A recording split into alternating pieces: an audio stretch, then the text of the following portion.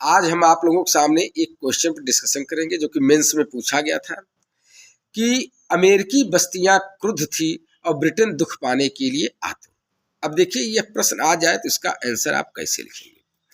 आप इसमें यह बताइए कि ब्रिटिश वाणिज्यवादी नीति के विरुद्ध अमेरिकी बस्तियों का असंतोष बढ़ता जा रहा था, वहीं दूसरी तरफ ब्रिटेन अपनी नीतिगत भूलों के कारण असंतोष को टूटन की सीमा तक पहुंचा दिया था। इस तथ्य को औपनिवेशिक ढांचे के आंतरिक विरोधाभास के संदर्भ में समझा जा सकता है। अब आप आगे दिखाइए, आप आगे यह बताइए कि ब्रिटिश औपनिवेशिक नीति का बल इस बात पर था कि अमेरिकी बस्तियों का उपयोग अधिक से अधिक ब्रिटेन के आर्थिक लाभ में किया जा सके। इस उद्देश्य से प्रेरित होकर 1624, 1660 एवं 1666 में नव परिवहन कानून लाए गए।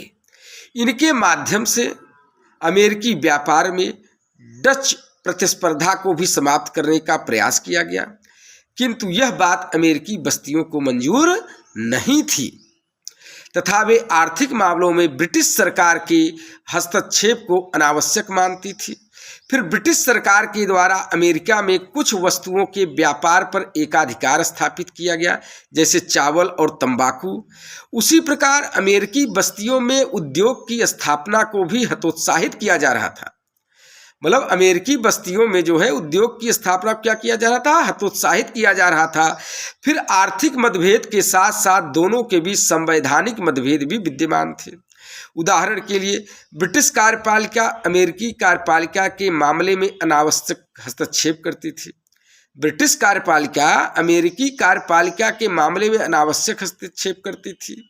इस बात से अमेरिकी लोगों में असंतोष था। उसी तरह अमेरिकी लोग ब्रिटेन के द्वारा प्रतिपादित संसदीय सर्वोच्चता की अवधारणा को स्वीकार करने के लिए तैयार नहीं थे। इस तरह अमेरिकी लोगों का आक्रोश बढ़ता जा रहा था। सबसे बढ़कर अब अमेरिकी बस्तियों के स्तर से ऊपर उठकर जो है अब वो राष्ट्र का शकल ग्रहण करने लगी थी, किंतु ब्रिटिश सरकार उनकी इस नई पहचान को स्वीकार करने को तैयार न थी। इस तरह हम पाते हैं कि ब्रिटिश और अमेरिकी हितों के बीच टकराहट औपनिवेशिक ढांचे में ही निहित थी।